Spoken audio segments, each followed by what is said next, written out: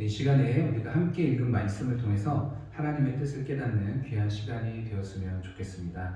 오늘 말씀은 우리가 잘 알고 있는 말씀입니다. 시편 42편은 찬양으로도 많은 고백을 했었고 또 많은 분들이 좋아하는 말씀 중에 하나입니다. 그래서 이 말씀을 통해서 조금 더 깊이 하나님의 뜻을 발견하고 또 우리가 이 시편 기자가 고백했던 것처럼 하나님을 갈망하고 하나님께 소망을 두는 귀한 삶이 되었으면 좋겠습니다. 오늘 본문 말씀은 시편 기자가 사슴이 시냇물을 찾는 것처럼 갈급함을 가지고 있다라고 이렇게 이야기하면서 시작을 하고 있습니다. 근데 이 갈급함이 어떤 갈급함이냐면 사슴이 시냇물을 찾기에 갈급함같이 내 영혼이 주를 찾기에 갈급하나이다 라고 이렇게 이야기했습니다. 이 사슴이 단순한 갈증으로 시냇물을 찾고 있는 것이 아니라는 사실을 우리가 기억할 필요가 있어요. 본문 내용들을 쭉 보면 지금 이 사슴이 시냇물을 찾고 있는 그 갈급함은 단순히 나의 목마름과 아니면 갈증을 해소하기 위한 단순한 그 수준이 아니라 지금 이 사슴은 어느 정도의 갈급함으로 찾고 있냐면 내가 이 물을 찾지 않으면 곧 죽을 것 같은 그런 상황에 처해 있다는 거예요. 그래서 사슴이 단순히 산책을 하다가 뛰어다니다가 목말라서 시냇물을 찾고 있는 그런 수준이 아니라 지금 이 시편 기자는 이 사슴이 이 물을 찾지 않으면 곧 죽을 수도 있는 그런 위급한 상황 가운데 반드시 시냇물을 찾아야 앞으로의 인생이 연결이 되는 것처럼 지금 시편 기자는 이 사슴이 시냇물을 찾는데 이 시냇물을 찾는 것은 단순한 갈증 해소가 아니라 이 시냇물을 찾지 않으면 곧 죽을 수도 있는 그런 긴급한 상황에서 지금 자신을 비유하고 있다는 거죠.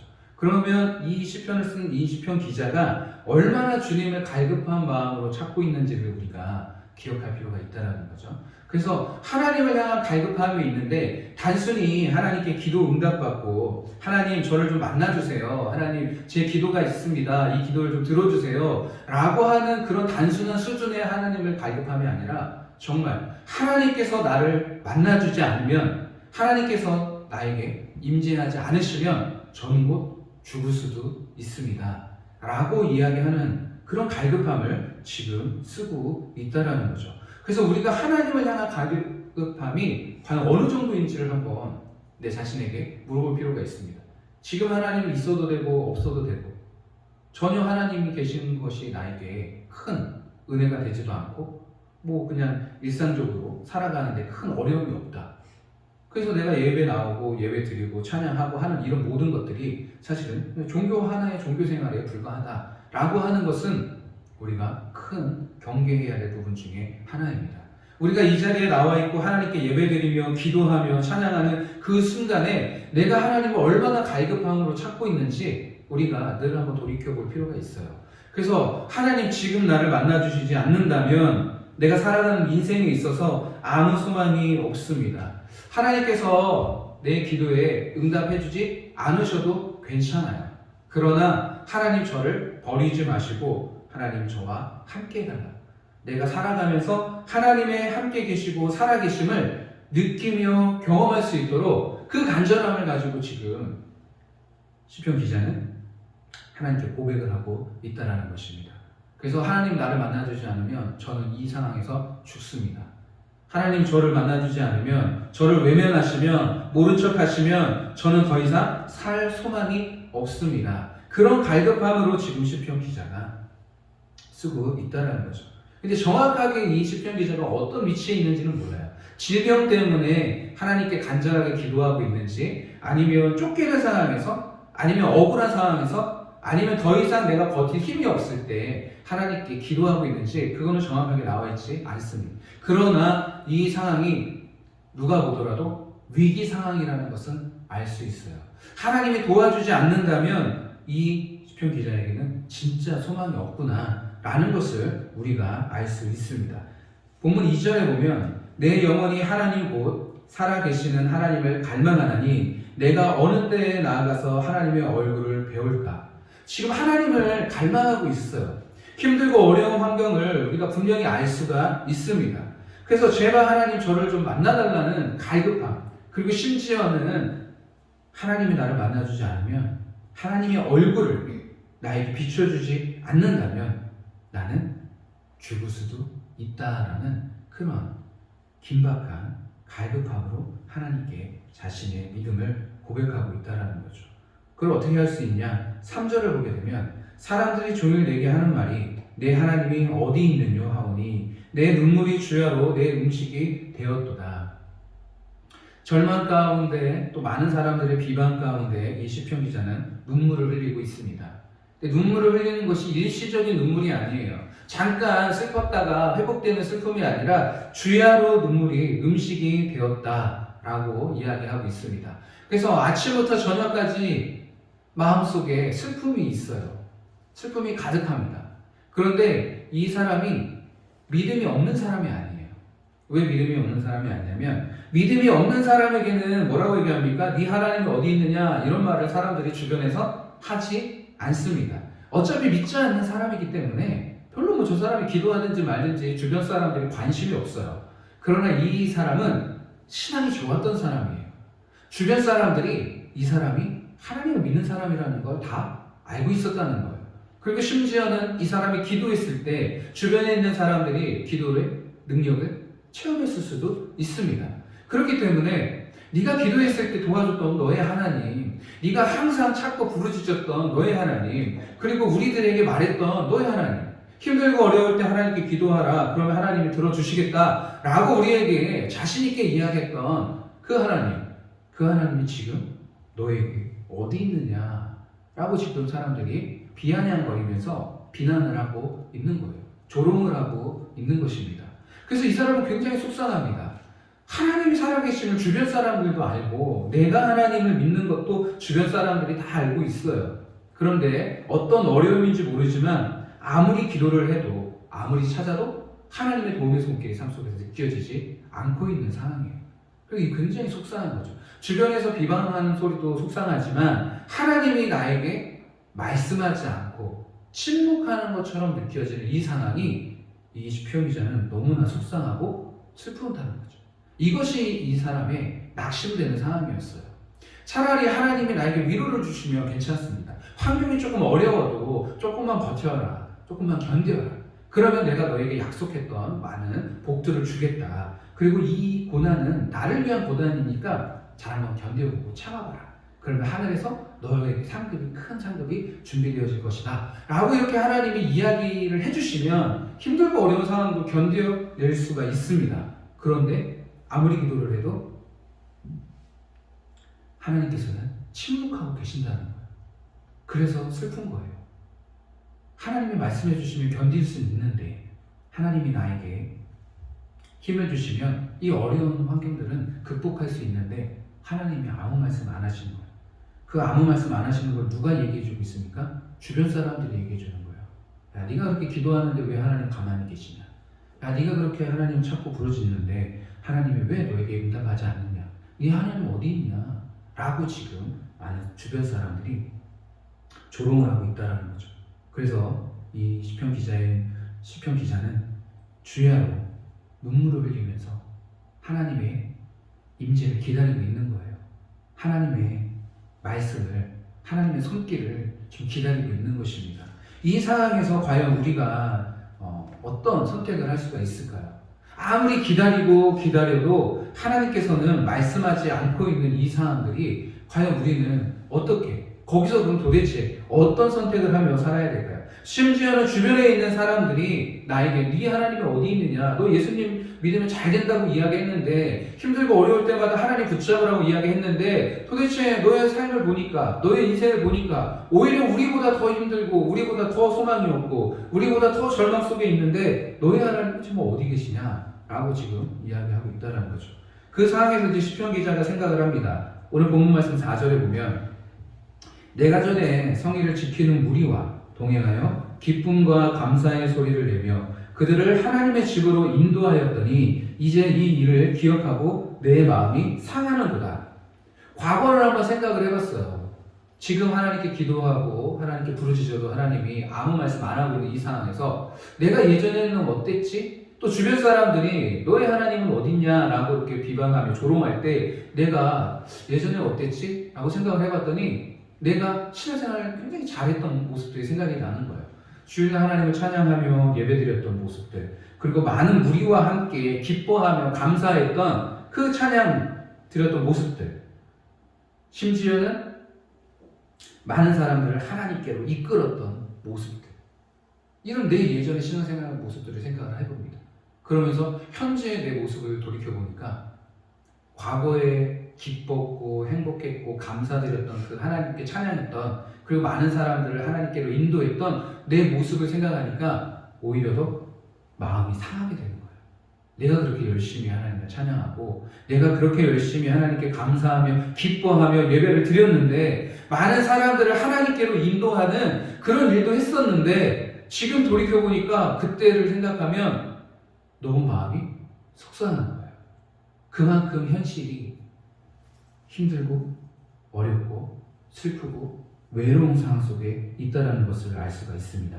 우리가 현재가 너무 힘들면 과거에 좋았던 기억들을 떠올려 보면 그때가 부럽고 좋았던 게 아니라 오히려 하나님께 너무 속상할 때가 있어요. 아, 내가 그렇게 열심히 하고 했었는데 왜 지금 내가 이렇게 살아야 되지? 내가 하나님을 위해서 기뻐하며 찬양하며 예배드리며 때로는 전도도 하며 많은 영혼들을 주님께로 데려오는 그런 하나님의 귀한 자녀로서 살았었는데 왜 지금 내가 이렇게 됐지? 라고 생각을 하면 하나님께 굉장히 서운한 마음도 들고, 또 내가 왜 이렇게 살았는지 후회도 되기도 하고, 심지어는 그걸 생각하면서 눈물이 흐르기도 하는 거예요. 그런데 이 시편 기자는 이런 상황 속에서 끝내지 않습니다. 하나님을 원망하고 마음 아파하고 슬퍼하고 눈물을 흘리면서 끝내지 않습니다. 시편 기자는 뭐라고 고백하냐면 5절에 보게 되면 내 영혼아 네가 어찌하여 낙심하며 어찌하여 내 속에서 불안해하는가. 너는 하나님께 소망을 두라. 그가 나타나 도우심으로 말미암아 내가 여전히 찬송하리로다. 아멘. 이 시편 기자는 예전을 생각하면서 예전에 하나님 앞에서 기뻐하며 찬양하며 감사했고 많은 사람들에게 하나님을 전했던 그 모습들을 생각하면 인간적인 생각으로는 굉장히 슬퍼요.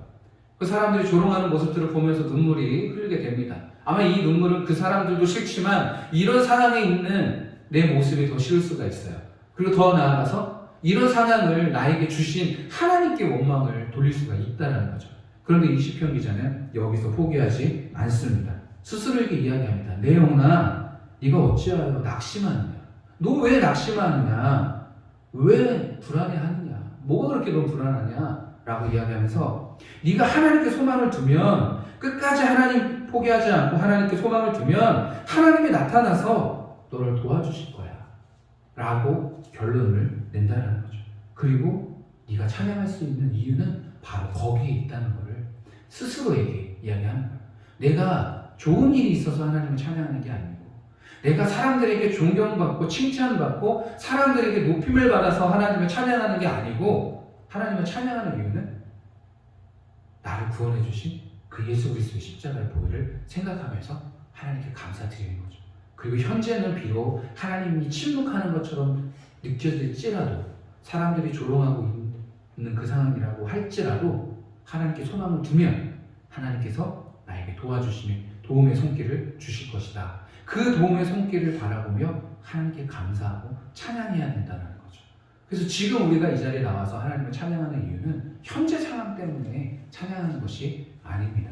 예수 그리스도의 보혈을 찬양하며 예수 그리스도가 우리를 구원해 주신 그 은혜에 감사하며 찬양하며 앞으로 나를 도와주신 그 하나님의 은혜를 감사하며 찬양하는 거예요. 그러면 그 하나님이 나를 만나 주신다. 그 하나님이 나에게 도움의 손길을 나타내 주신다는 거예요.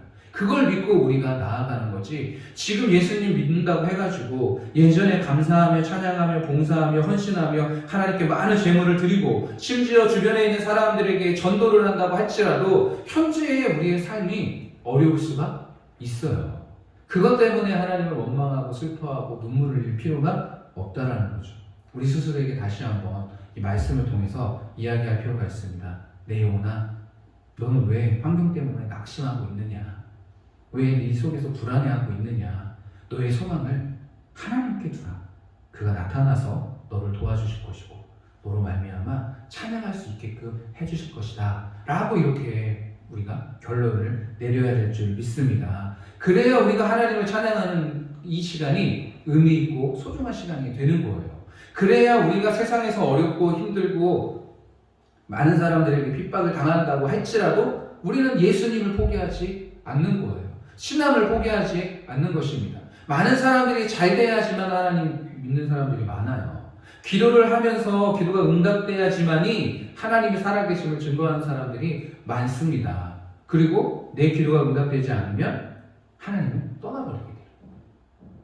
지금처럼 아무리 기도해도 많은 사람들이 네 하나님 어디 있느냐? 라고 조롱할 정도로 많은 사람들이 나에게 이런 비방을 한다고 하면 금방 떠나버려요. 아, 진짜 하나님 없나 보다. 아무리 기도해도 하나님이 응답하지 않는 거 보면 하나님 진짜 내 기도를 듣고 계시나? 라는 생각을 하고 떠나는 사람들이 많이 있다는 거죠. 그러나 그것은 제대로 된 신앙생활이 아닙니다. 그리고 그 사람이 가지고 있는 그 신앙도 진짜 믿음이 아닐 수가 있어요. 그래서 오늘 말씀처럼 우리는 어떻게 해야 됩니까? 낙심하지 말고 불안해하지 말고 하나님께 소망을 두시는 우리 성도님들이 되셨으면 좋겠습니다. 6절과 7절을 보게 되면 이 사람의 고난이 단순히 일시적인 게 아니라는 걸 알 수가 있어요. 그리고 정말 이렇게 간단하게 이론적으로 우리가 이렇게 고백하면 모든 게 다 끝나는구나 라고 생각할 정도로 단순한 문제가 아닙니다. 6절을 보면 내 하나님이여 내 영혼이 내 속에서 낙심이 되므로 내가 요단 땅과 헤브론과 미살산에서 주를 기억하나이다. 주의 폭포 소리의 깊은 바다가 서로 부르며 주의 모든 파도와 물결이 나를 휩쓸었나이다. 지금 이렇게 결심을 했어요. 하나님께 소망을 두고 낙심하지 않기로, 불안해하지 않기로 했습니다. 그런데 이게 쉽지만은 않아요. 이 사람이 얼마나 힘든 상황인지 알겠죠. 하나님 계속해서 내 안에 지금 낙심되는 상황들이 있습니다. 그리고 하나님께 나아가면 하나님께서 도움의 손길을 주실 거라고 생각을 하며 나아가는데 이제 환경이 더 안 좋아지는 거예요. 환경이 더 안 좋아지는 거예요. 하나님께 나아가면 환경이 바뀔 줄 알았는데 환경이 점점점 안 좋아지는 거예요. 오히려 더 주님 앞에 나아갔던 그 상황들이 더 큰 파도가 돼가지고 더 안 좋은 환경이 돼서 나를 덮치는 것 같은 그런 환경들이 오게 된다는 거죠. 우리는 기도하는 이유가 문제를 해결하기 위해서 힘들고 어려운 환경들을 극복하고 변화받기 위해서 기도를 합니다. 그러면 기도를 시작했을 때 환경이 바뀌면 너무 재밌잖아요. 그러면서 기도에 힘이 납니다. 기도하니까 환경이 바뀌네. 기도했더니 문제가 해결이 되네. 기도했더니 뭔가 주변에서 하나님의 역사하심이 보이네. 라고 생각을 하면 기도가 재미있습니다. 그래서 오늘 시편 기자의 상황을 보면 마음속에 다짐을 딱 하고서 다시 기도를 하는데 계속 불안함이 있는 거예요. 그리고 기도를 하면 할수록 점점점 환경이 안 좋아집니다. 주의 모든 파도와 물결이 나를 휩쓸었나이다. 하나님께 기도하면 기도할수록 오히려 더 내 환경들이 더 안 좋아지고 있는 그런 환경을 경험하게 됩니다. 8절을 보게 되면 낮에는 여호와께서 그의 인자하심을 베푸시고 밤에는 그의 찬송이 내게 있어 생명의 하나님께 기도하리로다. 아멘. 이런 상황에서 이 시편 기자는 다시 한번 또 다짐을 하는 거예요. 무엇을 생각합니까? 낮에 하나님께서 나에게 인자하심을 베푸셨던 것, 밤에는 그의 찬송이 내게 있다는 것, 그리고 생명의 하나님께 내가 기도를 해야 된다는 것, 이것이 시편 기자의 다시 한번 다짐이었어요. 그래서 하나님께 받은 그 인자하심, 그리고 앞으로 베풀어 주실 그 하나님의 인자하심, 밤에는 그 하나님을 찬양할 것이라는 것, 그리고 하나님께 기도할 것이라는 것이 이 시편 기자의 계속되는 고백이었어요. 그러니까 우리가 기도를 해서 환경이 바뀌면 너무 감사하지만 더 안 좋은 환경이 또 우리에게 임할 수가 있습니다. 그러면 그때 어떻게 해야 됩니까? 진짜 기도했더니 안 되네. 진짜 기도해도 안 바뀌네. 이것이 아니라 하나님께 받은 은혜를 기억하며 하나님께 찬양하는 거예요. 그리고 생명이 누구로부터 왔다라고? 하나님으로부터 왔다라는 걸 다시 한번 고백하는 것입니다.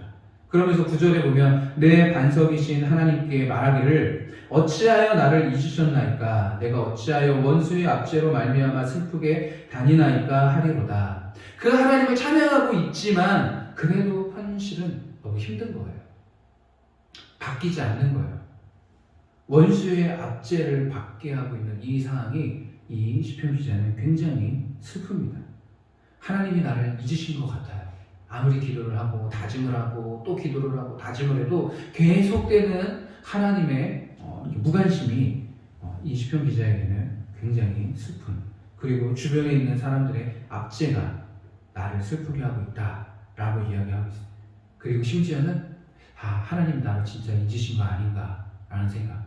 내가 예전에 받았던 은혜들을 또 생각을 해보고 생명이 하나님으로부터 왔다라는 걸 고백하며 또 힘을 내야지라고 하면서 하나님께 기도를 하지만 여전히 불안한 마음, 여전히 하나님이 나를 잊으신 거 아닌가? 내가 이렇게 한다고 할지라도 뭐가 바뀔까? 하나님이 정말 내 기도를 들어주실까? 라는 생각들이 계속해서 이 시편 기자를 힘들게 하고 있다는 거죠.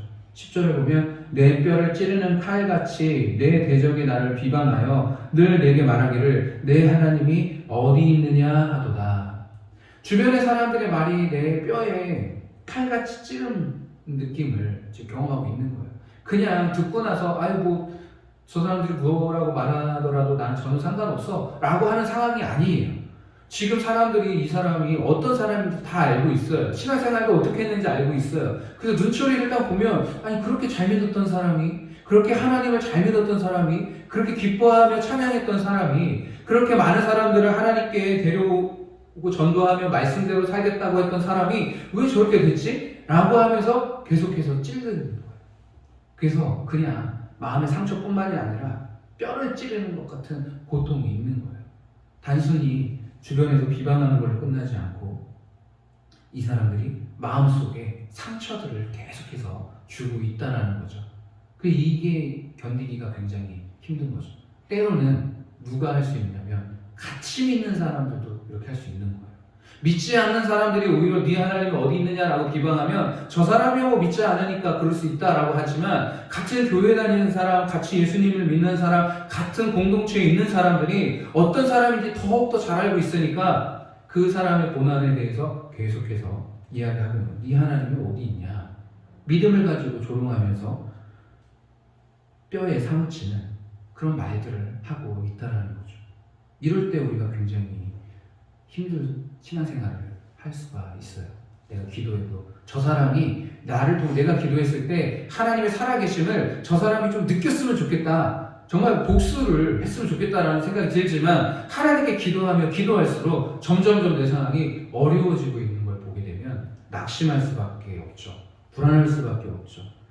그러나 이 시편 기자는 이렇게 계속 반복되는 상황 속에서도 결국에는 어떤 선택을 합니까? 11절에 보면 내 영혼아 네가 어찌하여 낙심하며 어찌하여 내 속에서 불안해하는가? 너는 하나님께 소망을 두라. 나는 그가 나타나 도우심으로 말미암아 내 하나님을 여전히 찬송하리로다. 아멘. 이게 이 시편 기자의 마지막 결론입니다. 과정들을 보게 되면 어려움이 있었어요. 어려움이 있었고 이 어려움 속에서 하나님을 찾습니다. 하나님을 찾지만 결국엔 또 어떻게 돼요? 또 반복되는 거예요. 그 어려운 환경이. 그러면서 점점점 또 마음이 불안해지기 시작을 합니다. 그런데 여기서 포기하지 않고 하나님께 다시 소망을 두고 하나님을 간절히 찾는 거죠. 하나님이 나를 도와주실 거라는 확신을 가지고 또 하나님 앞에 나아갑니다. 그런데 또 주변 사람들이 조롱하기 시작을 해요. 네가 그렇게 하나님을 찾아도 네 하나님이 어디 있느냐. 그런데 그 말은 평상시 같았으면 그냥 지나가는 말 같지만 지금 이 상황에서는 이 사람의 뼈를 찌르는 고통을 주는 그런 말들이었어요. 그런 비방이었습니다. 심지어는 나와 같이 신앙생활을 하고 있는 공동체 안에서 그런 이야기들이 나에게 주어질 때 많은 사람들이 내 환경을 가지고 이야기하며 뒤에서 조롱하는 그 말들을 내가 듣게 되었을 때 이 사람은 하나님을 떠나지 않습니다. 오히려 더 하나님께 소망을 두고 두려워하지 마라. 낙심하지 마라. 하나님이 분명히 나를 도와주실 것이다. 그로 인해서 내가 하나님을 찬양할 수 있게 될 것이다 라고 이야기하는 거죠. 그래서 하나님께 기도를 합니다. 그런데 기도하면 기도할수록 더 어떻게 됩니까? 더 환경이 어려워지기 시작을 하는 거예요. 그러면서 주변에 있는 내 원수들이 이제는 나를 또 조롱하기 시작하는 거죠. 네 하나님이 어디 있느냐. 근데 이 시편 기자는 그런 상황에서도 또 어떻게 합니까? 포기하지 않아요. 끝까지 두려워하지 말고 낙심하지 말고 하나님께 소망을 두고 언젠가는 하나님이 나의 기도를 응답해 주셔서 언젠가는 하나님이 내 마음을 내 진심을 알아주셔서 나에게 나타나 도와주실 것이라는 확신이 있었다는 거예요. 그리고 마지막은 결국에 어떻습니까? 하나님을 여전히 찬양할 것이다. 여전히 찬양할 것이다. 물론 이 사람의 마음이 얼마나 아팠는지 알 수 있어요. 얼마나 외롭고 고통스러웠는지 알 수 있습니다. 주변의 말들이 내 뼈를 찌르는 칼처럼 결국 잊혀지지가 않아요. 하루가 지나도 이틀이 지나도 열흘이 지나도 1년이 지나도 나를 비방하고 조롱했던 그 말들은 내 뼈에 사무쳐서 잊혀지지가 않아요. 기도할 때마다 늘 갈등이 됩니다. 진짜 기도하면 하나님 들어주실까? 진짜 하나님 살아계신 거 맞나? 라는 갈등이 있는 이 상황 속에서도 이 시편 기자는 결론은 흔들리지가 않는다는 거죠. 그래서 우리가 어려운 상황을 경험할 수가 있습니다. 때로는 기도하면 기도할수록 더 힘들고 좌절되는 상황이 있을 수가 있어요. 심지어는 내 상황을 누구보다도 잘 알고 있는 내 주변에 있는 사람이 네 하나님이 어디 있느냐라며 나의 신앙을 비방하며 조롱할 수가 있습니다. 그런 상황에서 우리는 절대로 낙심해서는 안 된다는 거죠. 좌절해서는 안 된다는 거죠. 우리 스스로에게 이야기할 수 있어야 되는 거예요. 낙심하지 말고 불안해하지 마라. 반드시 하나님이 살아계시고 하나님이 나타나서 너를 도와주시고 너의 그 눈물을 닦아주실 것이고 너의 그 한숨을 찬양으로 기쁨으로 감사로 변화시켜 주실 것이다. 그래서 너는 여전히 하나님을 찬양하는 그 위치에 설 수 있게 될 것이다 라는 것이 우리의 결론이 되어야 될 줄 믿습니다. 그래서 세상을 보면서 때로는 믿음 생활하면서도 어려운 상황이 있을 수가 있어요. 그때 포기하지 마시고 낙심하지 마시고 또 하나님이 없다고 떠나지 마시고 하나님 살아계심을 끝까지 믿고 신뢰하는 성도님들이 되셨으면 좋겠습니다. 그래서 하나님께서 주신 그 소망을 이 땅에서 이루시는 성도님들이 되시길 바라겠습니다. 기도하겠습니다.